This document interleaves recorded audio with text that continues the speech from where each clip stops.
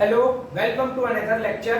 ठीक है, आज के इस वीडियो में अपन कुछ ऑब्जेक्टिव देखेंगे स्लोप और डिफ्लेक्शन के, ताकि जो स्टूडेंट हैं उनको आइडिया हो जाए कि कैसे क्वेश्चन इसमें बनते हैं। ठीक है, साथ ही साथ जो लोग कोर्स परचेस किए, मैंने इसका पहला ऑब्जेक्टिव सेट आपको कल रात को प्रोवाइड कर दिया था ऐप पे। आज इसका दूसरा ऑब्जेक्टिव सेट भी आपको प्रोवाइड कर दिया जाएगा और उसको आपको मिनिमम 2 से 3 बार दिन में पढ़ना है। बार बार इसीलिए कह रहा हूं क्योंकि वहां से डायरेक्ट क्वेश्चन कॉपी पेस्ट हो सकते हैं। ठीक है, समझ में आया? चलो तो शुरू करते हैं आज का ये वाला लेक्चर, है ना। ऑब्जेक्टिव कैसे क्वेश्चन आते हैं पहले वो देख लेंगे। क्वेश्चन नंबर 1, ठीक है, ये है the ability of the material, ठीक, the ability of the material to absorb strain energy, the ability of the material to absorb strain energy till elastic limit is known as।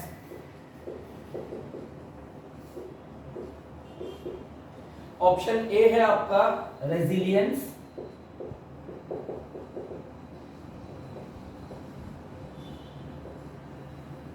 Option B है आपका ductility, option C है आपका elasticity और option D है आपका malleability. ठीक, तो क्या है question? The ability of material to absorb strain energy till elastic limit is known है। मैंने आप लोगों को स्लोप डिफ्लेक्शन की जो क्लास थी, जो ऐप में स्टूडेंट देखे हैं, उसमें मैंने आप लोगों को बताया था क्या रेजिलियंस क्या होता है। Ability of material to absorb strain energy till elastic limit, ठीक है, इसको क्या बोलते हैं? रेजिलियंस। और मैक्सिमम स्ट्रेन एनर्जी वर्ड दिया है तो प्रूफ रेजिलियंस, और मैक्सिमम स्ट्रेन एनर्जी या maximum energy per unit volume दिया है तो मॉडुलस ऑफ रेजिलियंस। अपन ने देखा है एक क्वेश्चन SES 20 में आया था, मैंने उसके बारे में भी बताया था आप लोगों को, है ना भाई। रेगुलर जो लोग कोर्स परचेस किए हैं उन लोगों को जो वीडियो सेक्शन प्रोवाइड किया गया था। ठीक है, तो सिंपल है क्वेश्चन। चलो अगला क्वेश्चन देखेंगे। ठीक, strain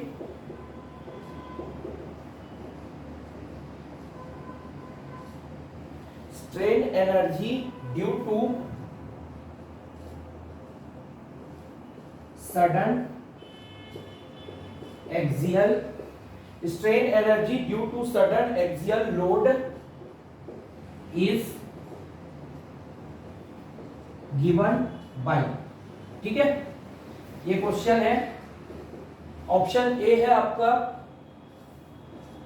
half P into del, option B है आपका sigma into E, option C है आपका P इंटू डेल और ऑप्शन डी है आपका सिग्मा स्क्वायर अपॉन 2E। ठीक है, ये आपको दिया हुआ है। क्या पूछा है? Strain energy due to sudden, अब सडन के नीचे अंडरलाइन होगा सडन एक्सियल लोड। ठीक है, मैंने आप लोगों को बताया था, जो लोग कोर्स लिए हैं उन लोगों को वीडियो में, कि स्ट्रेन एनर्जी का फॉर्मूला क्या होता है? Half into load into deflection. Deflection भी बोलते हैं इसी को, डिस्प्लेसमेंट वर्ड भी दिया जाता है, इसी को डिफॉर्मेशन भी बोला जाता है। ठीक है, और इसी को एलोंगेशन भी बोला जाता है। Basically it is nothing but change in length. ठीक है, तो half into P into del. लेकिन यहाँ पे एक वर्ड है, वो है सडन एक्सियल लोड। मैंने आप लोगों को बताया था, ठीक है, जब अपन ने इसका लेक्चर देखा था तो उसमें बताया था कि 2 कंडीशन मैंने लिखवाई थी, एक तो ग्रेजुअल लोडिंग होता है, एक सडन लोडिंग होता है। ठीक है, तो उसमें क्या बताया था? P/A स्ट्रेस की वैल्यू होती है ग्रेजुअल लोडिंग के केस में, और sigma is equal to 2 into P/A होता है सडन लोडिंग के केस में। मैंने यही लिखवाया था आपको बेसिकली। अब यहां पे मैं आपको डिटेल में बताना चाहता हूं, ठीक है। स्ट्रेस तो स्ट्रेस था, ये 2 into जो हुआ डबल, ये डबल बेसिकली क्या हुआ, लोड डबल हुआ, और लोड डबल हुआ तो स्ट्रेस जो है वो ऑटोमेटिकली डबल हो गया, ठीक है। तो यहां पे क्योंकि सडन एक्सियल लोड है तो P की वैल्यू क्या हो जाएगी, 2P। समझ में आया? फिर से रिपीट कर रहा हूं, सुनेंगे। स्ट्रेस का जनरल फॉर्मूला ग्रेजुअल लोडिंग के केस में P/A होता है, फोर्स अपॉन या लोड अपॉन एरिया, ठीक। सडन के केस में 2P/A होता है, तो स्ट्रेस क्या हो गया इसके कंपैरिजन में, दुगना। और स्ट्रेस दुगना क्यों हुआ, क्योंकि लोड दुगना हो गया। समझ में आया? इसीलिए P की जगह पे क्या हो जाएगा, 2P, ठीक है। तो U इज इक्वल टू आपका क्या हो जाएगा, half into 2P into delta, ठीक है। तो ये 2 और ये 2 कैंसिल, तो ये हो जाएगा P इंटू डेल्टा, ठीक है। कौन से ऑप्शन में है, ऑप्शन सी, यही आपका क्या है, करेक्ट आंसर है। समझ में आया? तो इस तरीके से आप लोगों को क्वेश्चन को टैकल करना है, ठीक है। चल अगला क्वेश्चन देखेंगे अब।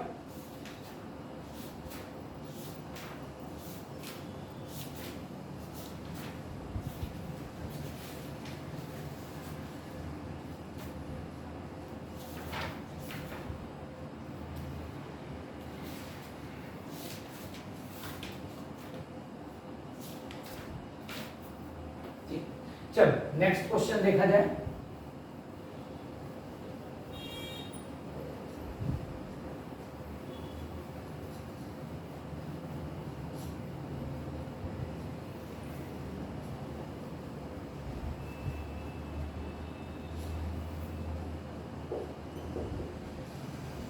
Question number 3, in a conjugate beam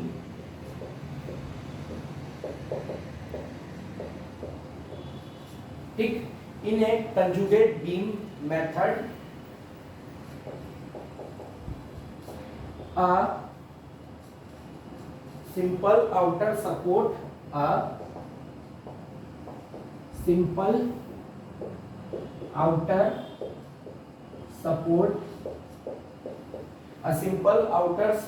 in real beam is transformed as, ठीक। एक सेकंड है, नोट करते चलेंगे।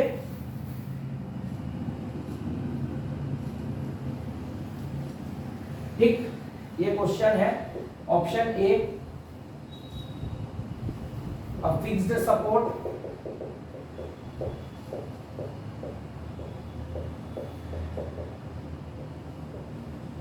ऑप्शन बी है अ हिंज,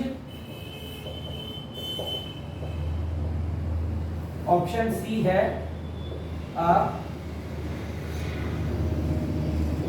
फ्री जॉइंट, और ऑप्शन डी है अ सिंपल सपोर्ट, ठीक। तो ये क्वेश्चन है आपका, है ना।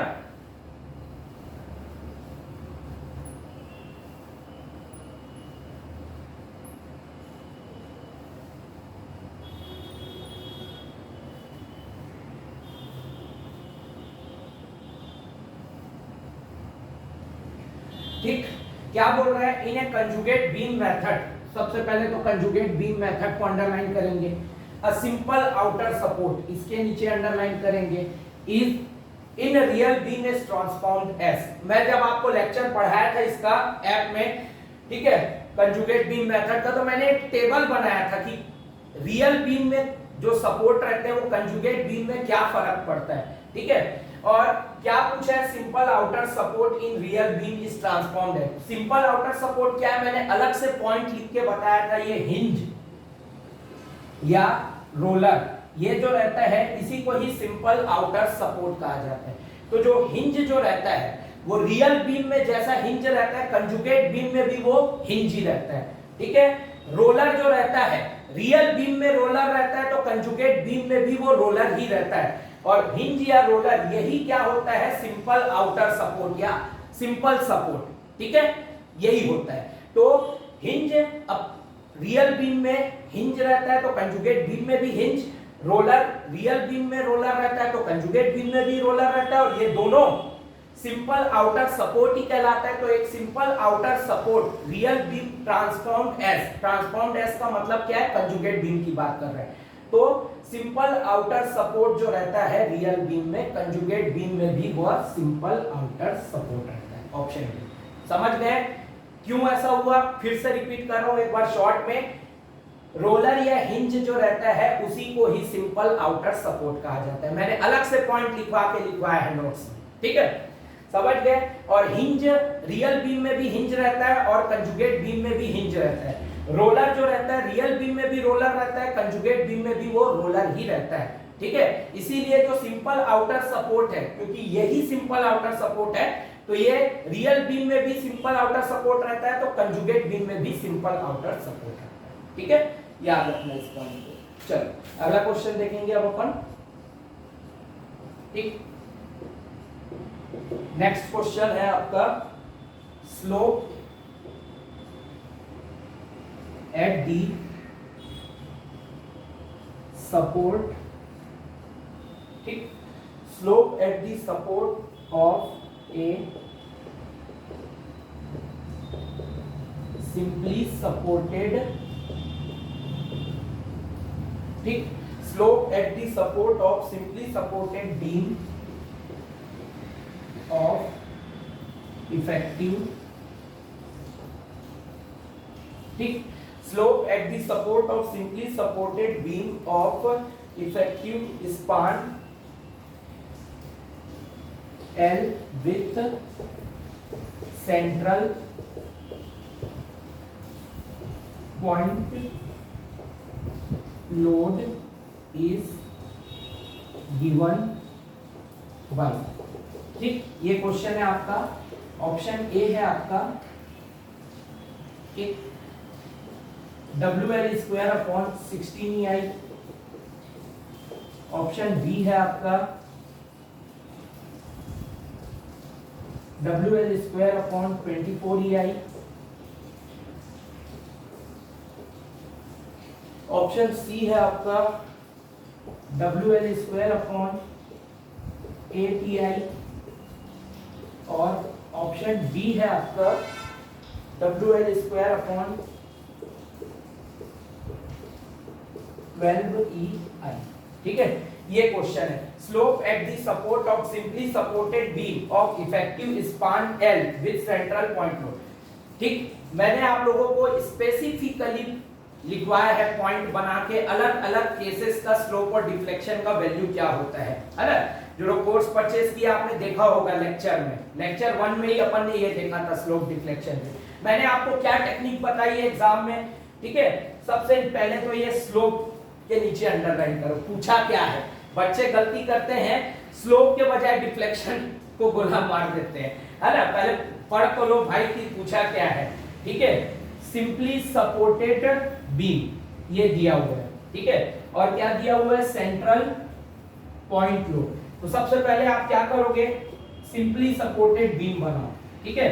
ये हो गया भाई, सिंपली सपोर्टेड बीम बन गया मेरा, ठीक है। और क्या बोला है, सेंट्रल पॉइंट लोड, पटक दो इस पॉइंट लोड को सेंट्रल, ठीक है। ये इसका स्पान है L, ठीक है। तो ये जो है L/2 है, ये भी जो है वो L/2 है। समझ में आया, ठीक, समझ गए। Slope at the support of simply supported beam of effective span with central point load, ठीक, समझ गए, ठीक। तो जब ऐसा केस होता है कि सिंपली सपोर्टेड बीम है, सेंट्रल पॉइंट लोड है, तो इसमें स्लोप की वैल्यू डायरेक्ट क्या होती है, मैंने लिखवाया है आपको WL square upon 16EI, option A जो है वो करेक्ट है, ठीक है। इसीलिए मैंने जो पहले ही लेक्चर में जब अपन ने देखा था ऐप में, तो मैंने इसको लिखवाया था, इसीलिए लिखवाया था क्योंकि आपको एग्जाम में इसके डेरिवेशन नहीं पढ़ने हैं, ठीक है। आपको सिर्फ और सिर्फ उसको याद रखना है कि अलग अलग कंडीशन के लिए क्या क्या स्लोप और डिफ्लेक्शन का फॉर्मूला है, ठीक है। हो सकता है किसी एग्जाम में इसका डिफ्लेक्शन पूछ दे, ये तो प्रीवियस ईयर क्वेश्चन है एसएससी का, तो उसमें स्लोप पूछा था, ठीक है, याद रखना इस चीज को। तो ये सिंपल सा क्वेश्चन है। चलो अगला क्वेश्चन देखेंगे,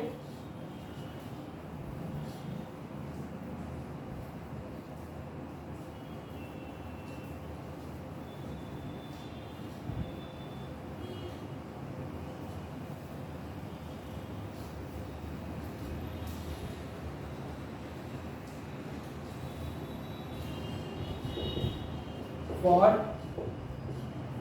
ठीक है, for a cantilever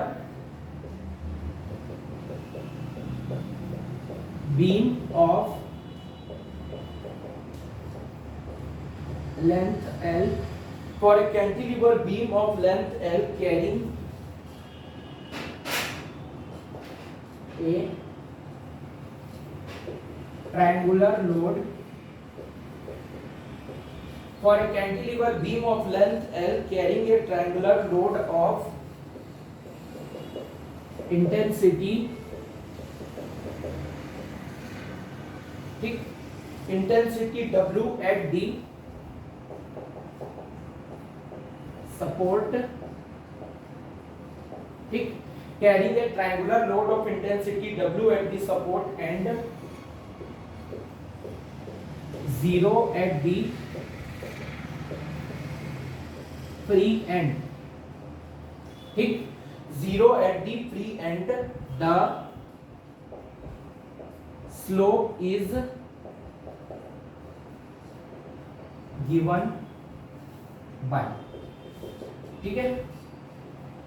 option A दिया हुआ है आपको WL³ by 24EI, option B दिया हुआ है, ठीक है, WL³ by 48EI, option C आपको दिया हुआ है WL³ बाई 8EI, और ऑप्शन डी आपको दिया हुआ है WL³ बाई 12EI, ठीक है। तो ये आपका क्वेश्चन है, ठीक।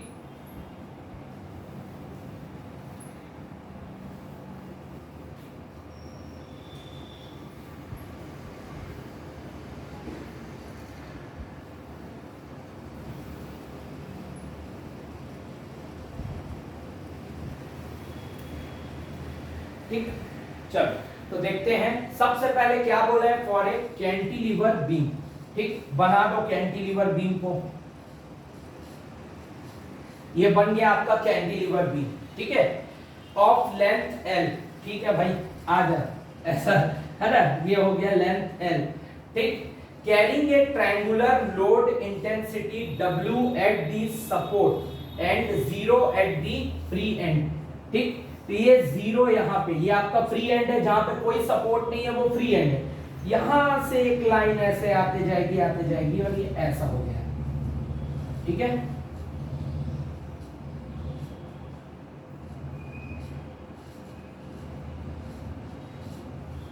समझ में आया? ये आपका सपोर्ट है, फिक्स्ड सपोर्ट, और ये जो है ये क्या है, फ्री एंड है। तो क्या बोल रहा है, 0 एट फ्री एंड, तो यहां पे देखो 0 है, मतलब यहां से शुरू हो रही है लाइन, ठीक है, इस पॉइंट पर 0 है, आते, ठीक, carrying a triangular of intensity, ठीक है। तो ये लोड है, अब ये ट्रायंगुलर लोडिंग ही दिख रहा है आपको, है ना भाई, ऑब्वियस सी बात है, ट्रायंगल तो है ना, एक्चुअल ट्रायंगल थोड़ी है, राइट एंगल ट्रायंगल है, यहाँ पे मेंशन थोड़ी है कि ट्रायंगल कैसा है, तो सिर्फ ट्रायंगल दिया है, तो ये भी एक ट्रायंगल है ना, राइट एंगल ट्रायंगल, ठीक है, याद रखना इस चीज को, ठीक है, समझ गए। तो आपको क्या पूछा है, स्लोप, तो मैंने आपको ये वाला भी करवाया है, ठीक है, आप लोगों को अलग से मैंने लिखवाया कि इस कंडीशन के लिए स्लोप क्या होता है, इसके लिए स्लोप होता है WL³ by 24EI, option A जो है वो करेक्ट है। और इसके लिए डिफ्लेक्शन आपका क्या होता है, तो वो भी आपको पता है WL4 बाई 30EI, याद रखना, दोनों इंपॉर्टेंट है जो मैं लिखवाया हूं, ठीक है, समझ गए। WL³ बाई 24EI इसका स्लोप है, और एक बार क्वेश्चन डिफ्लेक्शन का भी पूछा है, ठीक है, हालांकि वो आपको सेकंड ऑब्जेक्टिव सेट में प्रोवाइड कर दिया जाएगा, ठीक है।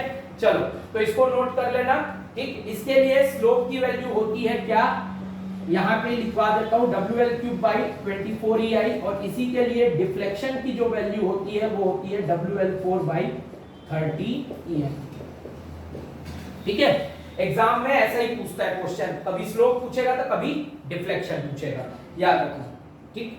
चलो अब एक क्वेश्चन थोड़ा सा न्यूमेरिकल टाइप का है, उसको देखेंगे, ठीक है। इसको मैं मिटा रहा हूं, नोट करते चलेंगे। जो लोग ऐप में देख रहे हैं इस वीडियो को, लेक्चर को पॉज करके लिख लेना, ठीक है।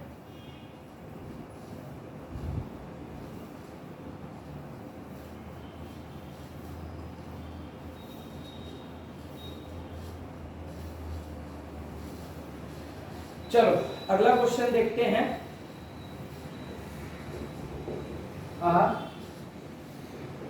कॉन्सेंट्रेटेड लोड, ठीक, a concentrated load W at the center of a, ठीक है, a concentrated load W act at the center of a simply supported beam, ठीक, a concentrated load W act at a center of a simply supported beam, ठीक, of length L, ठीक है, of length L if load is changed to uniformly distributed, if load is changed to uniformly distributed load over the, ठीक है, if load is changed to uniformly distributed load over the entire span, then find the ratio of, ठीक, find the ratio of maximum deflection, ठीक, find the ratio of maximum deflection under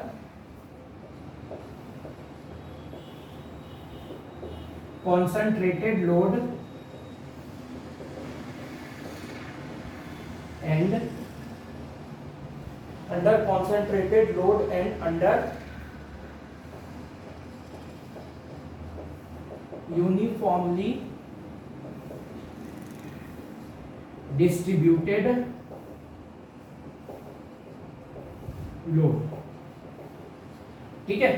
ये question है, option A है आपका 1.2, option B है आपका 1.3, option C है आपका 1/4 और ऑप्शन डी है आपका 8/5। चलो, तो ये क्वेश्चन है आपका एक न्यूमेरिकल टाइप का क्वेश्चन है, ठीक है। अ कॉन्सेंट्रेटेड लोड, सबसे पहले तो इसके नीचे अंडरलाइन करो, act at the centre of a simply supported beam of length L, ठीक है।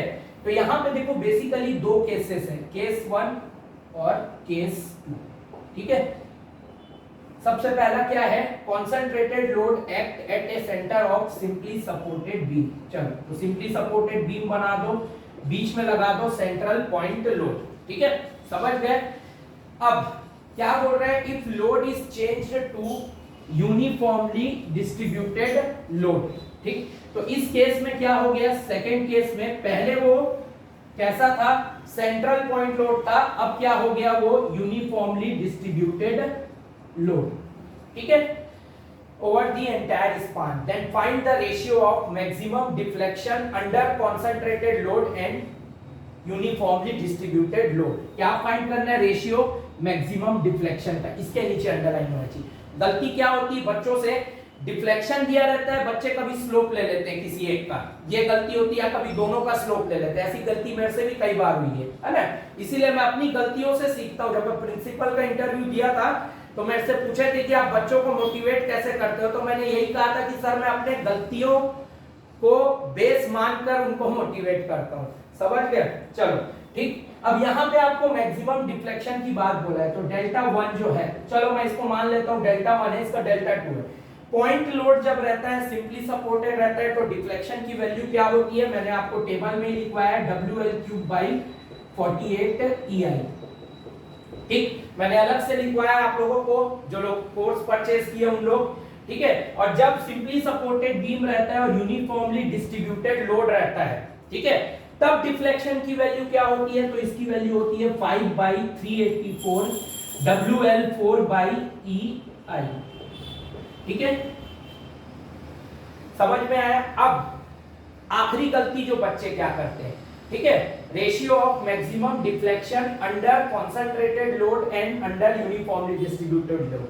इस पे इनको ये नहीं पता रहता डेल्टा 1/डेल्टा 2 लेना है कि डेल्टा 2/डेल्टा 1 लेना है, कुछ भी ले लेते हैं।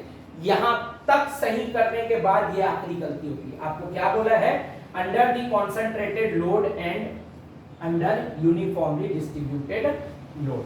तो कॉन्सेंट्रेटेड लोड का पहले आएगा और यूनिफॉर्मली डिस्ट्रीब्यूटेड लोड बाद में आएगा। ठीक है, तो डेल्टा 1/डेल्टा 2 ये आपको पूछा है।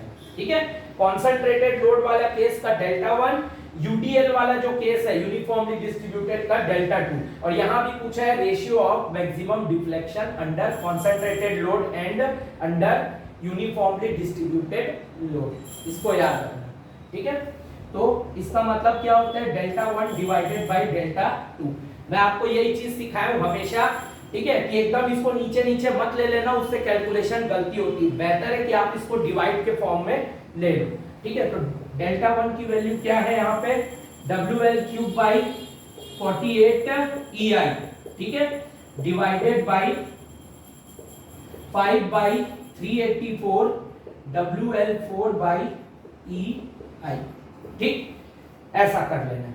समझ गए, एकदम बेसिक से चलना, कभी गलती नहीं करोगे। तो WL3/48 EI।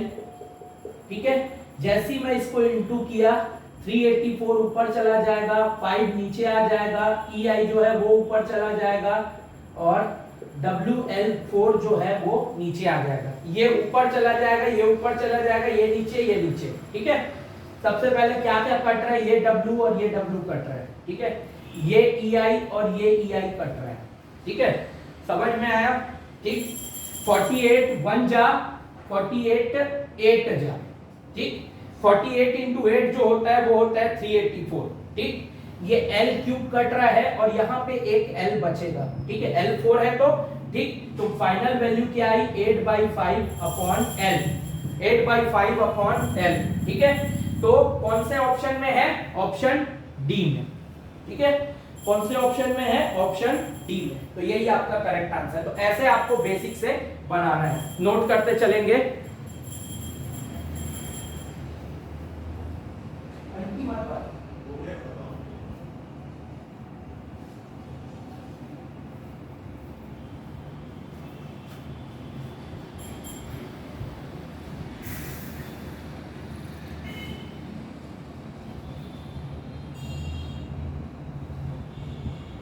चलो, अब अगला क्वेश्चन देखेंगे। आई होप आप लोग को ये क्वेश्चन समझ में आ गया होगा। इसको मैं मिटा रहा हूं।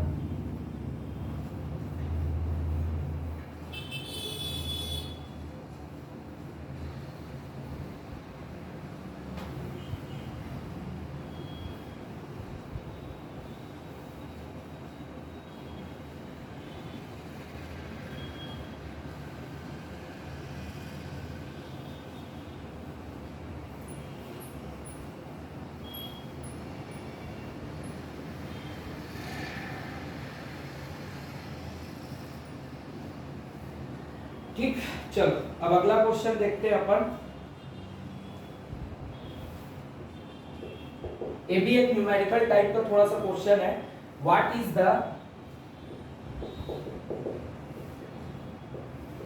स्लोप, ठीक, what is the slope at the end of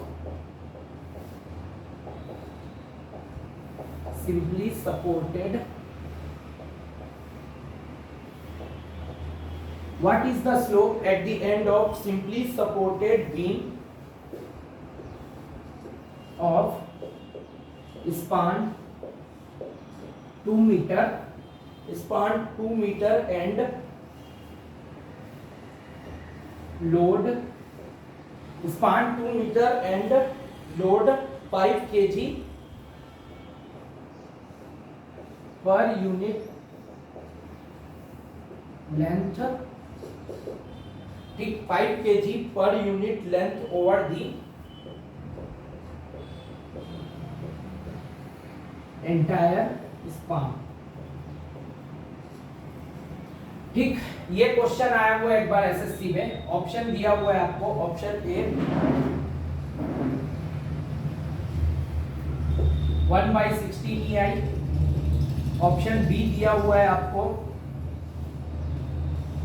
5/3 EI, option C आपको दिया हुआ है 1/3 EI, और ऑप्शन डी आपको दिया हुआ है 1/20 EI। ठीक है, तो ये क्वेश्चन है जो एक बार एसएससी में आया हुआ है, तो कैसे बनेगा वो देखते हैं। सबसे पहले क्या पूछा है, व्हाट इज द स्लोप, पहले तो इसके नीचे underline, at the end of simply supported beam, ठीक है, of span 2 metre and load 5 kg per unit length over the entire span. ठीक है, समझ में आया। ठीक, ये क्वेश्चन है। अब यहाँ पे एक ट्रिक है, कैसे, सबसे पहले तो जो जो डाटा दिया है उसको लिखो। स्पान क्या होता है, 2 मीटर, ठीक है, समझ गए। लोड क्या है, 5 kg पर यूनिट, ठीक है, हाँ 5 kg पर यूनिट लेंथ। ठीक, इसका मतलब क्या होता है, 5 kg पर मीटर। ठीक है, और केजी पर मीटर क्या होता है आपका, यूनिफॉर्मली डिस्ट्रीब्यूटेड लोड।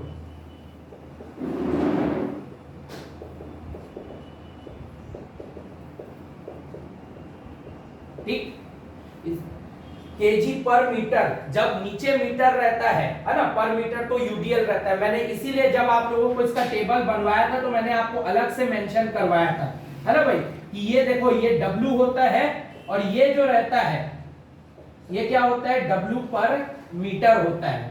ठीक है, यूनिफॉर्मली डिस्ट्रीब्यूटेड लोड। ठीक, समझ में आया, याद रखना है इस चीज को। ये सिंपल लोड रहता है, पॉइंट लोड, और ये जो रहता है यूनिफॉर्मली डिस्ट्रीब्यूटेड लोड रहता है। तो पर मीटर में जब भी दे, याद रखना लोड पर यूनिट लेंथ, तो आपको दिमाग लगाना है कि वो यूनिफॉर्मली डिस्ट्रीब्यूटेड लोड है। समझ में आया। ठीक, चलो आगे देखते हैं। अब आपको पूछा क्या है, slope at the end of simply supported beam, ठीक, और यूडीएल है। तो ये क्या है, ये आप बना लो सिंपली सपोर्टेड बीम, और ये क्या है, यूनिफॉर्मली डिस्ट्रीब्यूटेड लोड W पर मीटर। ठीक है, समझ में आया। ठीक, बस अब देखते हैं। इसके लिए आपको पूछा क्या है, स्लोप। स्लोप की वैल्यू क्या होती है, तो मैंने आपको लिखवाया है स्लोप की वैल्यू WL3/24 EI, ये होता है स्लोप की वैल्यू।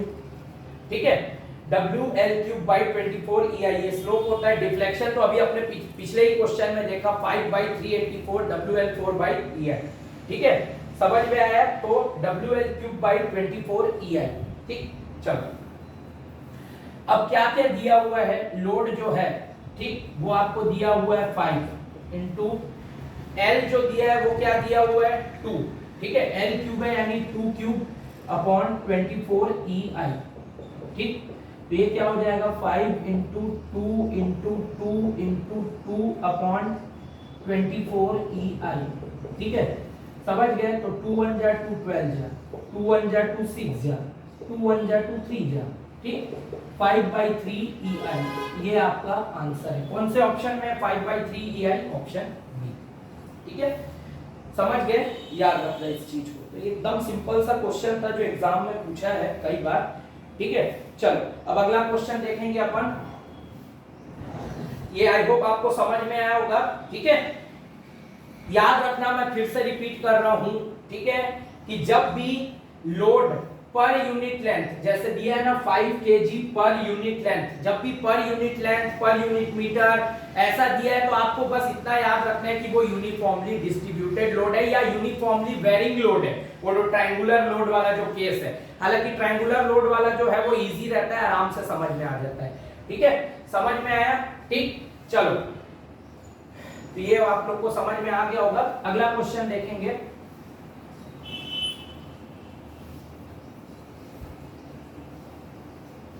इसको मिटा देता हूं।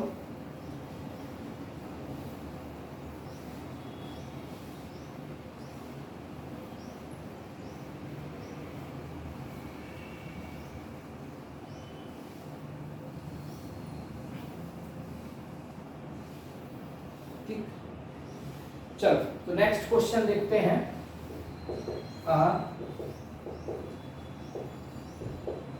सिंपली सपोर्टेड बीम, ठीक, simply supported beam of span L, ठीक, a simply supported beam of span L and flexural rigidity EI, a simply supported beam of span L and flexural rigidity EI carries a point load,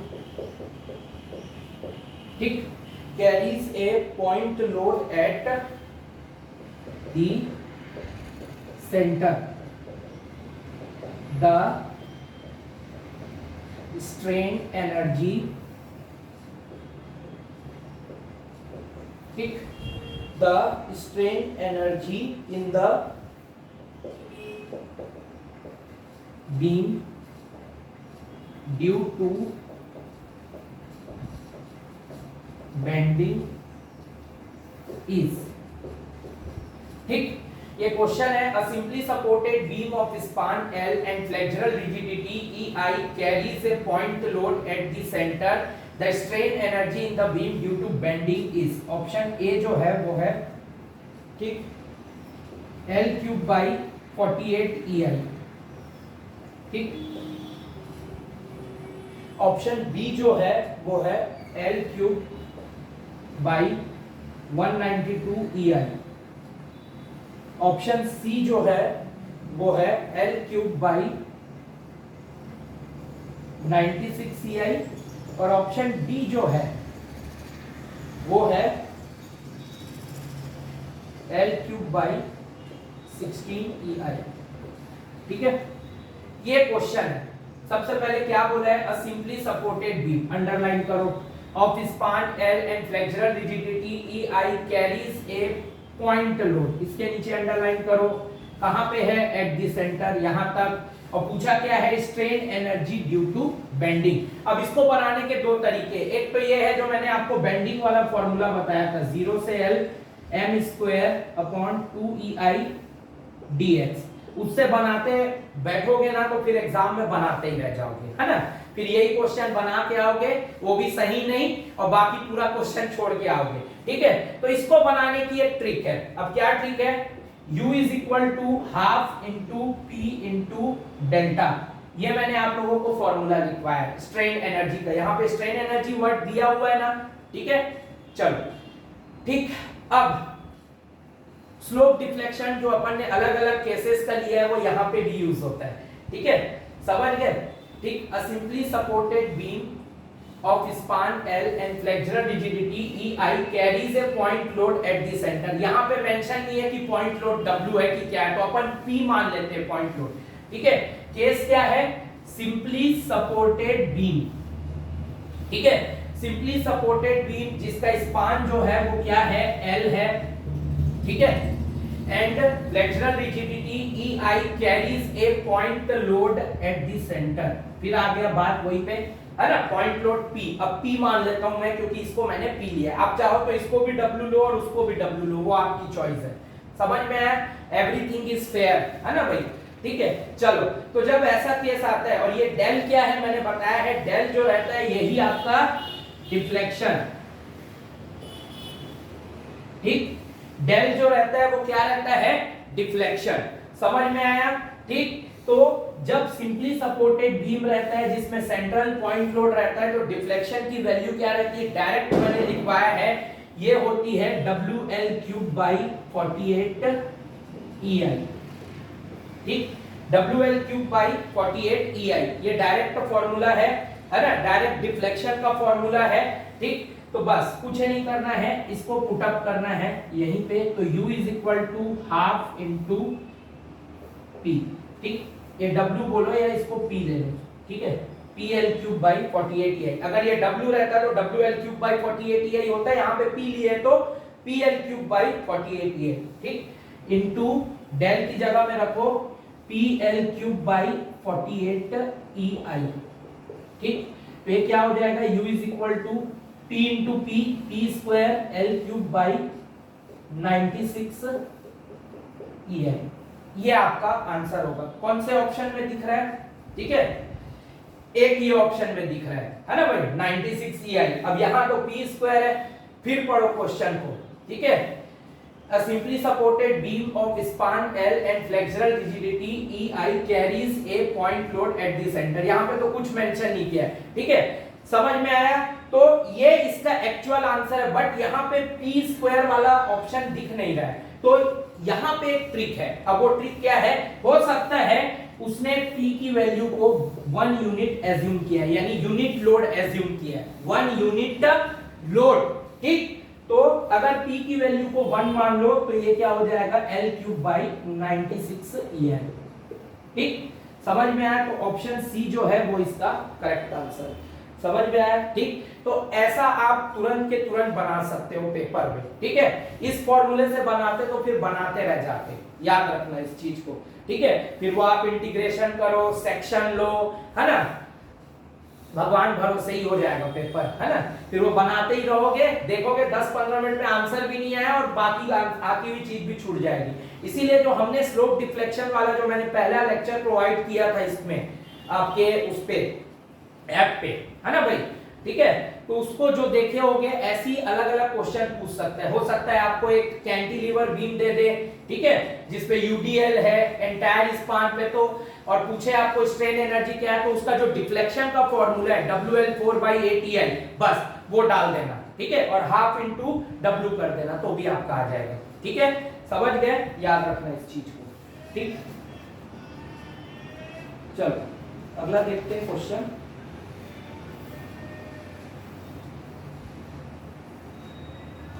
एक numerical और करवा रहा हूं मैं।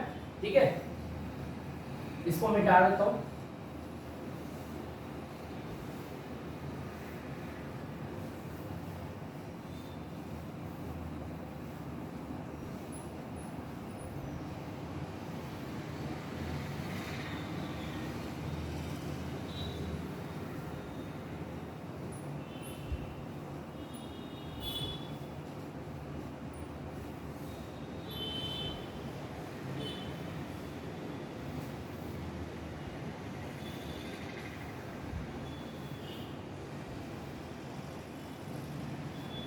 Question लिखना, rolled steel joist.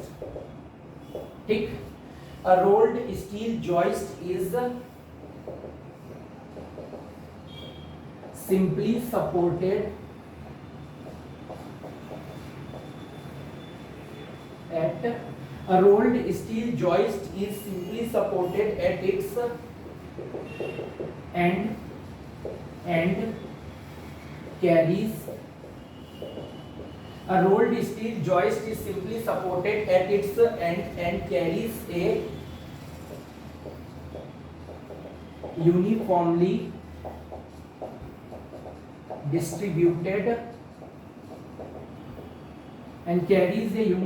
distributed load, ठीक, which causes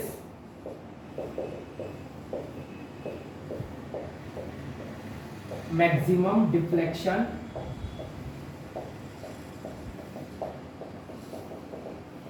ठीक, which causes maximum deflection of 10 millimeter ठीक, 10 millimeter and the slope at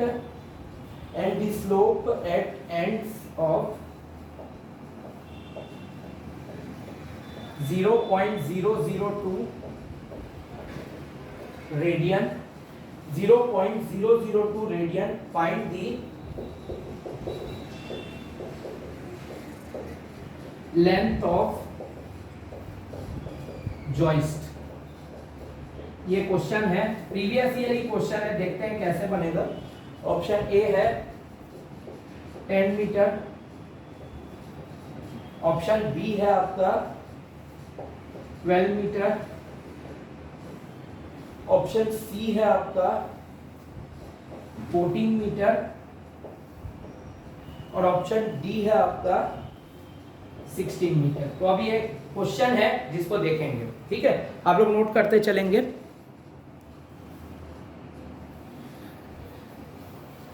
ठीक,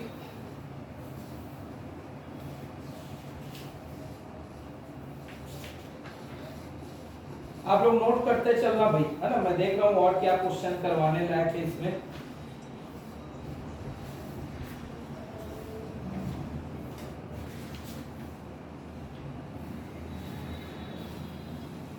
चल देखते हैं क्वेश्चन कैसे बनेगा।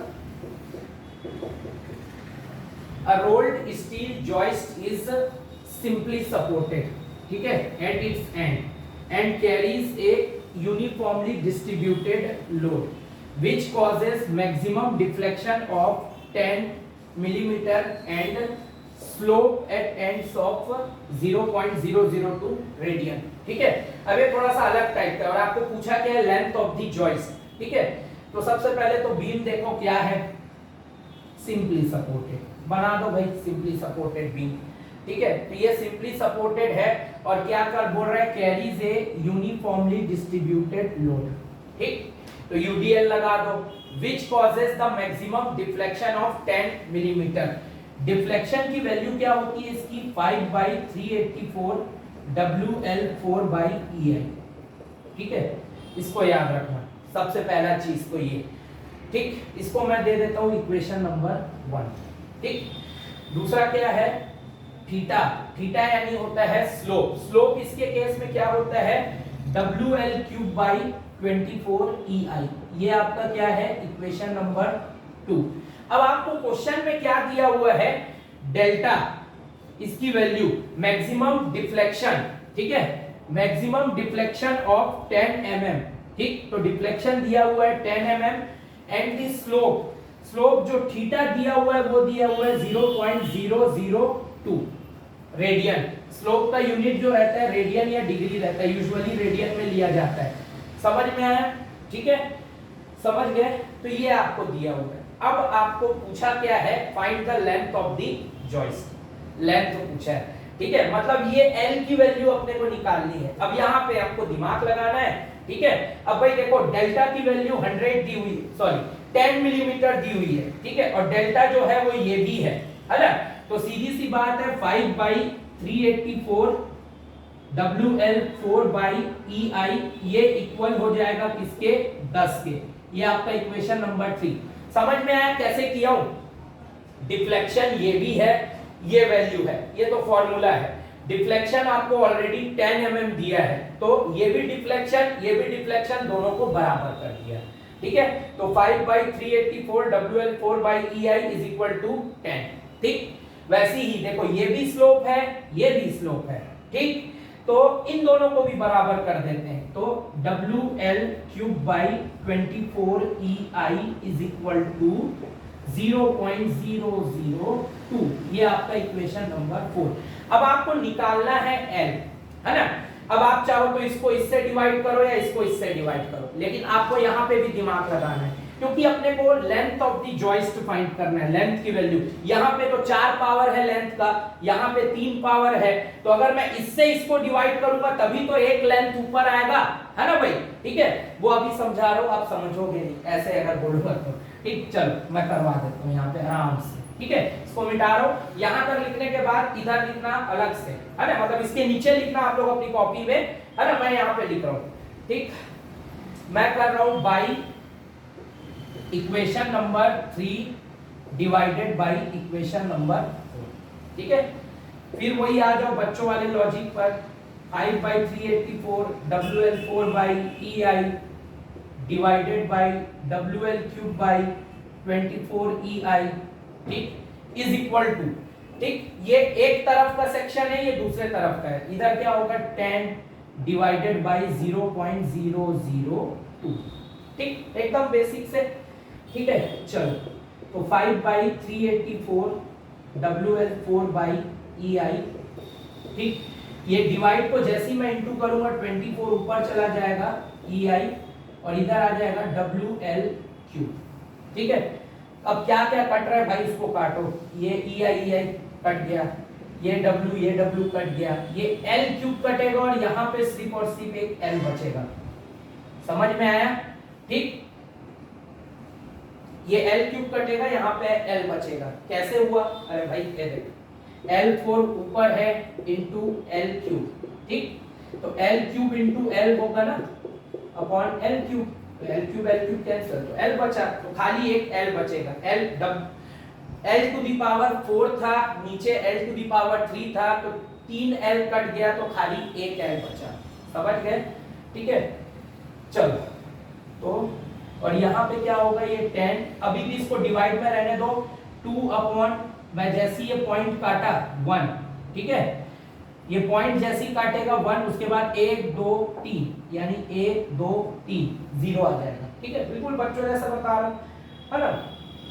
अब ये कितने बार में जाएगा वो देखने वाली चीज है, कितने बार में जाएगा,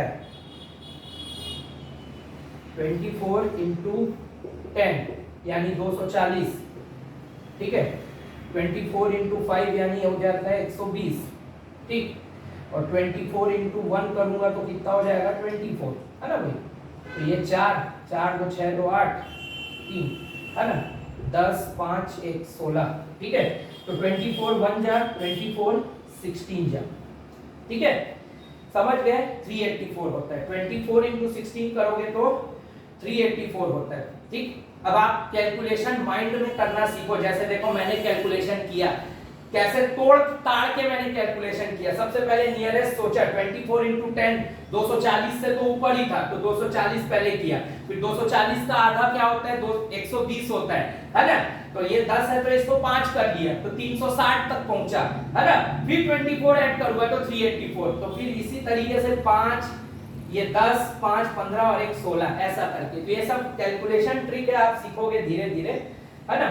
ठीक है, 5/16 L इज इक्वल टू 10, इसको मैं इंटू करूंगा तो ये ऊपर चला जाएगा 1000 अपॉन 2, ठीक है, तो 2 1 जा 2 5 जा, ये 5 और ये 5 cancel, L is equal to 16 into 1000, ये हो जाएगा आपका, ठीक है, समझ में आया, 16 इंटू 1000। अब वैल्यू क्या होगी, देखो ये मिलीमीटर में, तो ये होगा मिलीमीटर में, और 1 मिलीमीटर में क्या बताया था मैंने आपको, 1000, सॉरी 1 मीटर में 1000 मिलीमीटर होता है, ठीक, 1 मीटर में 1000 मिलीमीटर होता है, और ये 16 इंटू 1000 मिलीमीटर है, मतलब ये जो है 1 मीटर हो जाएगा, तो लेंथ की वैल्यू आ जाएगी 16 मीटर। कौन से ऑप्शन में है, ऑप्शन डी, यही आपका करेक्ट आंसर। समझ में आया? ठीक, आई होप आप लोग को समझ में आएगा भाई। इससे बेसिक से कोई नहीं बताने वाला, चाहे किसी क्या भी कोचिंग कर लो, एकदम बच्चों जैसे तुम लोगों को गधेड़ के समझा रहा हूं मैं, है ना।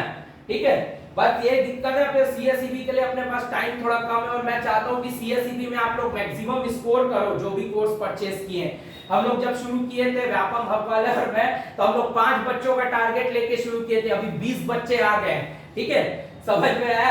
ठीक है, तो और कोई भी अगर ज्वाइन करना चाहता है, अगर YouTube पर ये वीडियो क्लिप देखेगा तो आप लोग भी ज्वाइन कर सकते हो, है ना, क्योंकि हमारा प्राइम टारगेट है PWD JEE, उसमें क्योंकि भयंकर कोर्स है।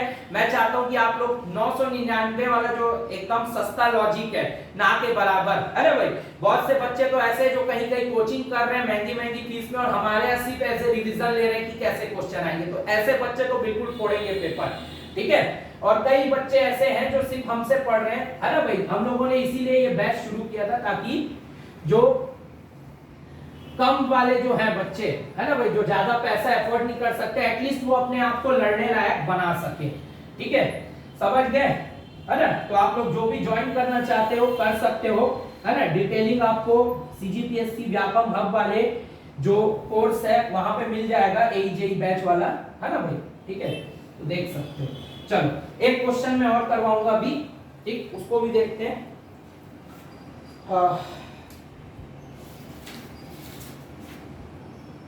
एक नहीं यार, 2 क्वेश्चन करवाऊंगा अभी, तो रुक जाओ।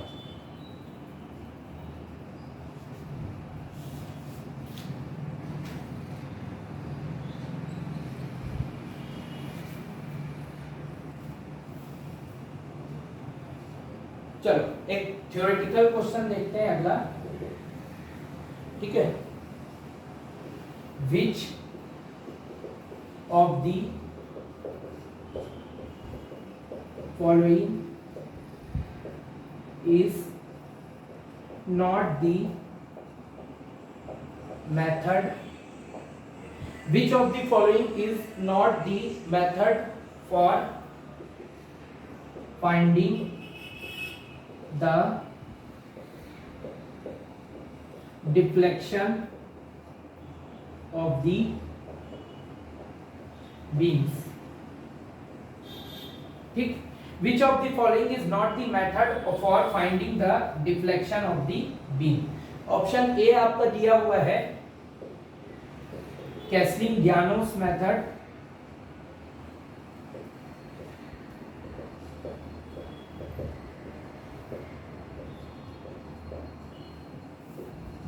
ऑप्शन बी आपको दिया हुआ है strain energy method,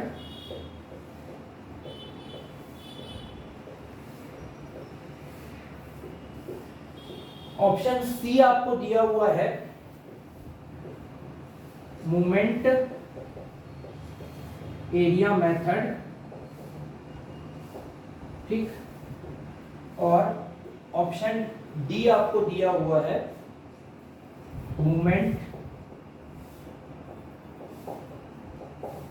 distribution method.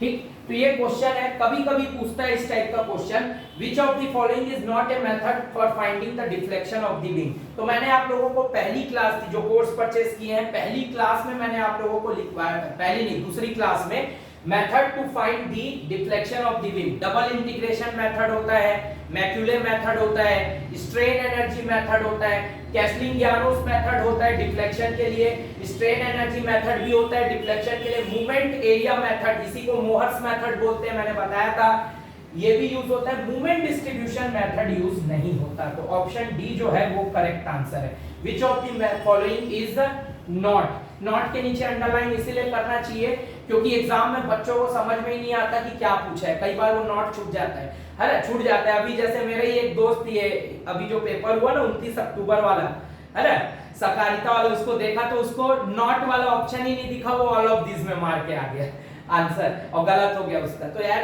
ऐसी छोटी छोटी गलतियां बच्चे करते हैं, ठीक है, ये सब चीजें मेरे को मेरी गुरु ने सिखाया था, है ना भाई, ठीक है। चलो, तो which of the following is not the method of finding deflection of the beam? Movement distribution method नहीं होता, डबल इंटीग्रेशन मेथड होता है, कैस्टिग्लियानोस मेथड होता है, कंजुगेट बीम मेथड होता है, स्ट्रेन एनर्जी मेथड होता है, मैक्यूलर मेथड होता है, मूवमेंट एरिया मेथड होता है, ठीक है, याद रखते हैं इस चीज को, तो मैंने अलग से लिखवाया है आप लोगों को।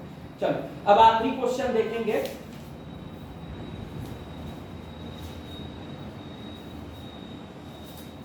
बैक में देख लेता हूं वो क्वेश्चन है कहां जो मैं करवाना चाहता था। हाँ, ये मिल गया। चलो, इसको मिटा देते हैं।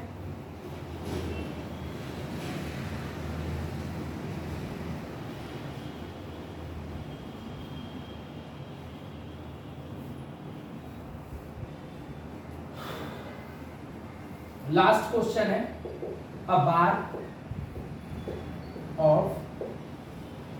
a bar of L meter long length, a bar of L meter long length having the area of cross section, having the area of cross section A is subjected to gradual loading, ठीक है, subjected to gradual loading और tensile load of W, ठीक है, the strain energy stored in the bar is, ठीक, ये question है। Option A है W square L upon A E, option B है W square L upon 2AE, option C है WL upon 2AE,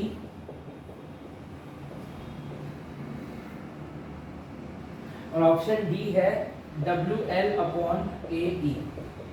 ठीक, चलो ये क्वेश्चन है, a bar of L meter long length having cross section area A is subjected to gradual loading. Actual में gradual loading, इसको oblique जो है इसको हटा लेना, gradual loading tensile load of W, ठीक है। Strain energy stored in the bar is, अब आपको ये क्वेश्चन पूछा है, ठीक है। स्ट्रेन एनर्जी की बात है तो U is equal to half into P into del. अब यहाँ पे P नहीं दिया हुआ है, यहाँ पे ऑलरेडी आपको लोड मेंशन है W, तो P इज इक्वल टू आप W लिख लो, तो U is equal to half into W into delta, ठीक है। समझ में आया। अब ग्रेजुअल लोडिंग दिया है ना भाई, ये भी एक इंपॉर्टेंट फैक्ट है, ठीक। ग्रेजुअल लोडिंग दिया है मतलब W की वैल्यू क्या हो जाएगी, W 2W नहीं होगा। अगर यहीं पे सडन लोडिंग दिया रहता तो फिर वो 2W हो जाता, याद रखना। यहाँ पे ग्रेजुअल लोडिंग दिया है तो W का W रहेगा, ठीक है। अब डेल्टा की वैल्यू क्या होती है, तो मैंने आप लोगों को लिखवाया था, याद होगा, जब अपन स्ट्रेस स्ट्रेन देख रहे थे, PL अपॉन AE, ये होता है वैल्यू। अब यहाँ पे P के जगह में W है, तो डेल्टा की वैल्यू क्या हो जाएगी, WL अपॉन AE, ठीक। WL अपॉन AE ये होगी वैल्यू, तो U की वैल्यू क्या होगी, half into W into WL upon AE, ठीक। ये डेल्टा रख दिया यहाँ पे WL अपॉन AE, ठीक है। तो ये क्या हो जाएगा, W square L upon 2AE, यही आपका आंसर होगा। कौन से ऑप्शन में है, ऑप्शन बी में। तो this is your correct answer, ठीक है। सिंपल क्वेश्चन था, बस थोड़ा सा याद रखना है ना, कि क्या है कैसा है, तो ठीक, समझ में आया। चलो और देखते हैं क्वेश्चन, इसको मिटा दो।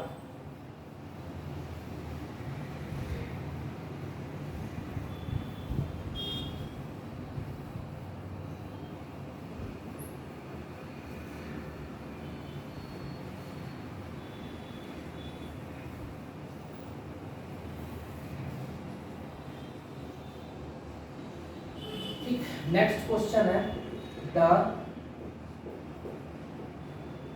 रेशियो ऑफ, एक मिनट नोट करते चलना, the ratio of the stresses, the ratio of the stresses produced by suddenly applied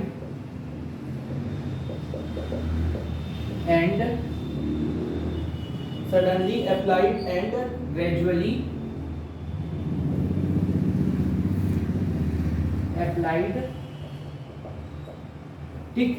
The ratio of stresses produced by suddenly applied and gradually applied loads on a bar is, ठीक। Option A है आपका 0.25, option B है आपका 0.5, option C है आपका 1, और option D है आपका 2, ठीक है। तो ये क्वेश्चन है आपका, कैसे बनेगा ये देखते हैं। Find the ratio of stresses produced by suddenly applied and gradually applied, ठीक है। तो मैंने आप लोगों को बताया था अपने वीडियो लेक्चर में, सडनली अप्लाइड के लिए सिग्मा की वैल्यू क्या होती है 2p अपॉन a, ठीक है। और ग्रेजुअली अप्लाइड के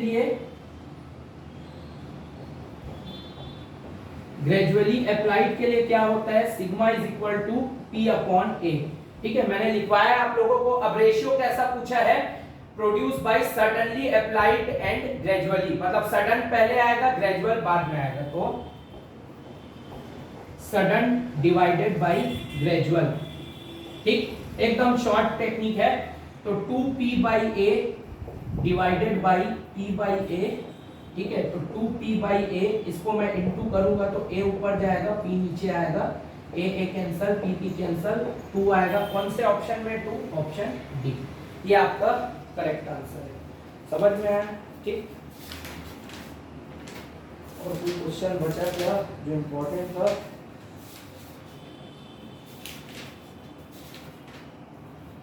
एक लास्ट क्वेश्चन आज की क्लास का, फाइनल ऑब्जेक्टिव आपका प्रैक्टिस का, ठीक है, वीडियो वाला है ना। इसको मिटा रहा हूं, आप लोग लेक्चर पॉज करके इसको नोट कर लेना, ठीक। क्वेश्चन है द टोटल स्ट्रेन एनर्जी, ठीक, the total strain energy of a beam of length L, total strain energy of a beam of length L having moment of inertia I, having moment of inertia I when subjected to bending moment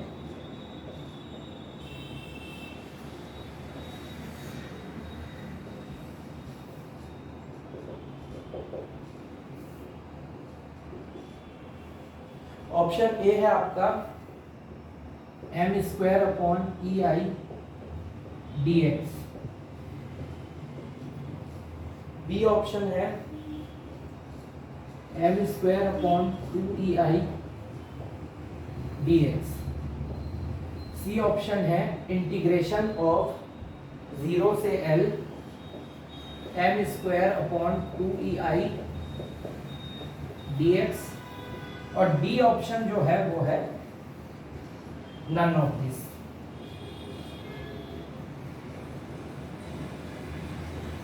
ठीक।